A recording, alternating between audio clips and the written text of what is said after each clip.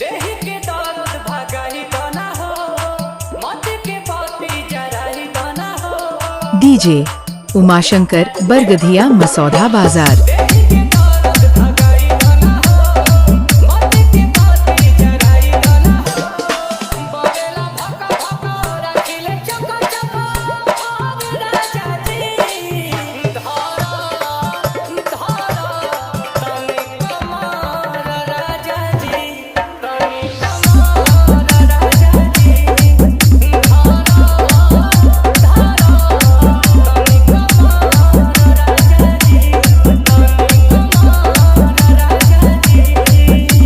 DJ Umashankar बरगधिया मसौदा बाजार।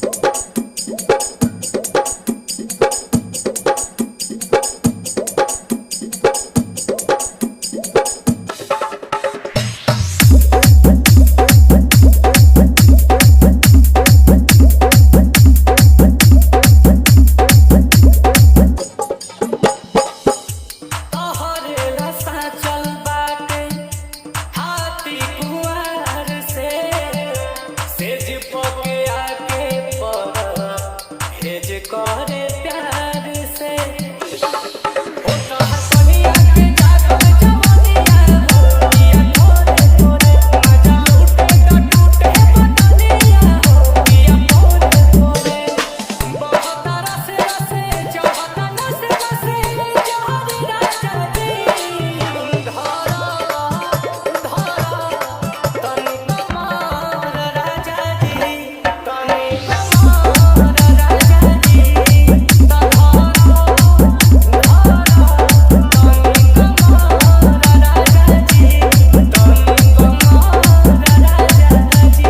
DJ Umashankar बरगधिया मसौदा बाजार।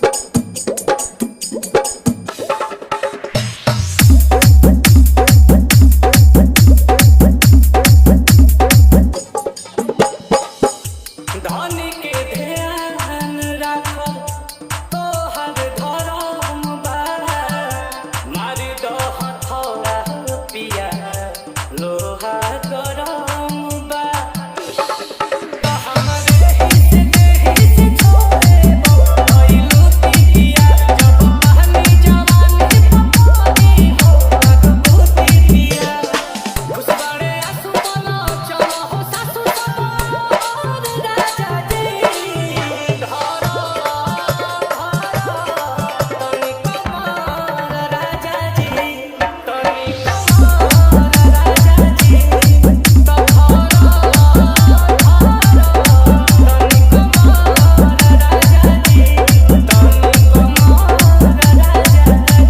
डीजे उमाशंकर बरगधिया मसौदा बाजार।